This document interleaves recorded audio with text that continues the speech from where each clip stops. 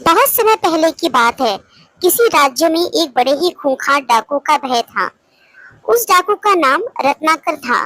वह अपने साथियों के साथ जंगल से गुजर रहे राहगीरों को लूटता और विद्रोह करने पर उनकी हत्या भी कर देता।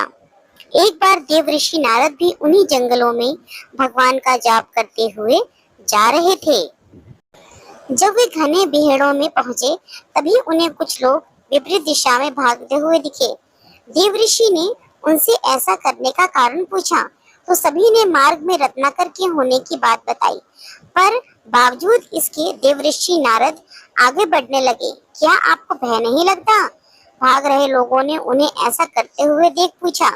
नहीं, मैं मानता ही नहीं कि मेरे अलावा यहाँ कोई और है, और भय तो हमेशा किसी और के होने से लगता है, स्वयं से नहीं।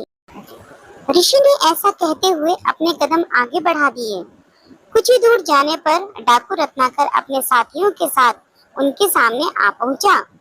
रत्नाकर बोला, नारद, मैं रत्नाकर हूँ। डाकू रत्नाकर। नारद मुस्कुराते हुए बोले, मैं नारद हूँ, देव ऋषि नारद, तुम्हारा अतिथि, और मैं निर्भय हूँ। क्या तुम निर्भय हो?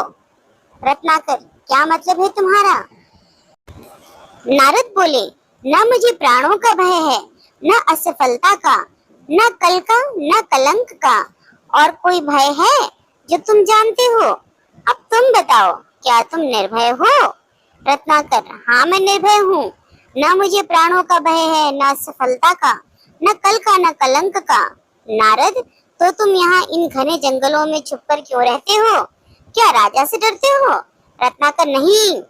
नारद, क्या प्रजा से डरते हो? नहीं। नारद, क्या पाप से डरते हो? रत्नाकर, नहीं। नारद, तो यहाँ छुपकर क्यों रहते हो? यह सुनकर रत्नाकर घबरा गया और एक टक देवऋषि को घूरने लगा। नारद, उत्तर मैं देता हूँ। तुम पाप करते हो और पाप से डरते हो। रत्नाकर हंसते हुए बोला, नारद, तुम अपनी इन बातों से मुझे भ्रमित नहीं कर सकते। न मैं पाप से डरता हूँ, न पुण्य से, न देवताओं से, न दानवों से, न राजा से, न राज्य से, न दंड से, और न ही किसी विधान से। मैंने राज्य के साथ द्रोह किया है, मैंने समाज के साथ द्रोह किया है, इसलिए मैं यहाँ इन बिहड़ों में रहता हूँ। ये प्रतिशोध है मेरा। नारद, क्या था वो पाप जिससे तुम डरते हो? रत्नाकर, मुझे इतना मत उकसाओ कि मैं तुम्हारी हत्या कर दूं। नारद, इतना तो मैं जान ही चुका हूँ कि पाप और पुण्य की परिभाषा हमेशा ताकतवर तय करते हैं और उसे कमजोर पर थोपते हैं। मैंने साम्राज्य का विस्तार देखा है।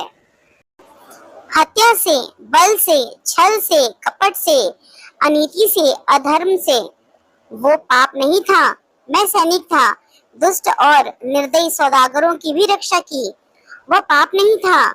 युद्ध में हारे हुए लोगों की स्त्रियों के साथ पशुता का व्यवहार करने वाले सैनिकों की हत्या क्या की मैंने? मैं पापी हो गया? राजा, सेना और सेनापति का अपराधी हो गया? क्या वो पाप था? नारद, दूसरों का पाप अपने पाप को सही नहीं ठहरा सकता। रत्नाकर। रत्नाकर चीखते हुए, मैं पापी नहीं हूँ। नारद, कौन निर्णय करेगा? वो जो यात्रा में तुम्हारे साथ है या नहीं? क्या तुम्हारी पत्नी, तुम्हारा पुत्र इस पाप में तुम्हारे साथ है? रत्नाकर, हाँ, वो क्यों साथ ना होंगे? मैं ये जो सब करता हूँ उनके सुख के लिए ही तो करता हूँ। तो जो तुम्हारे साथ है उन्हीं को निर्णायक बनाते हैं। जाओ अपनी पत्नी से और अपने पुत्र से, अपने पिता से पूछ कर आओ, जो तुम कर रहे हो क्या वो पाप नहीं है? और क्या वे सब पाप में तुम्हारे साथ हैं? इस पाप के भागीदार हैं? रत्नाकर, ठीक है, मैं अभी जाकर लौटता हूँ। और अपने साथियों को, नारद को बांध कर रखने का निर्देश देकर रत्नाकर सीधा अपनी पत्नी के पास जाता है और उससे पूछता है, ये मैं जो कर रहा हूँ क्या वो पाप है? क्या तुम इस पाप में मेरी भागीदार हो? पत्नी कहती है, नहीं स्वामी, मैंने आपके सुख में दुख में साथ देने की कसम खाई है, आपके पाप में भागीदारी बनने की नहीं। यह सुनकर रत्नाकर स्तब्ध रह गया। फिर वह अपने अंधे माता पिता के समक्ष यही सवाल दोहराता है, पिताजी, मैं जो कर रहा हूँ क्या वो पाप है? क्या आप इस पाप में मेरी भागीदार हैं? पिताजी बोलते हैं, नहीं पुत्र, ये तो तेरी कमाई है, इसे मैं कैसे बांट सकता हूँ। यह सुनते ही मानो रत्नाकर पर बिजली टूट पड़ती है। वह बेहद दुखी हो जाता है और धीरे धीरे चलते हुए वापस देव ऋषि नारद के पास पहुंच जाता है। नारद, तुम्हारे साथी मुझे अकेला छोड़ जा चुके हैं रत्नाकर। रत्नाकर देवऋषि के चरणों में गिरते हुए, क्षमा देवऋषि क्षमा, अब मैं भी अकेला ही हूँ। नारद, नहीं रत्नाकर, तुम ही अपने मित्र और तुम ही अपने शत्रु हो। तुम्हारे पुराने संसार की रचना भी तुम्ही ने की थी और तुम्हारे नए आने वाले संसार की रचना भी तुम ही करोगे।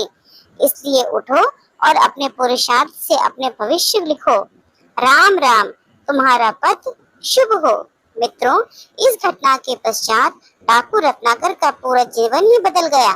उसने अपने पाप के मार्ग को त्याग कर पुण्य के मार्ग को अपनाया और आगे चल के यही डाकू रत्नाकर राम कथा के रचयिता महर्षि वाल्मीकि बने। तो कैसी लगी आज की ये कहानी? अच्छी लगी ना? अच्छी लगी हो तो लाइक और सब्सक्राइब करके जरूर जाइएगा।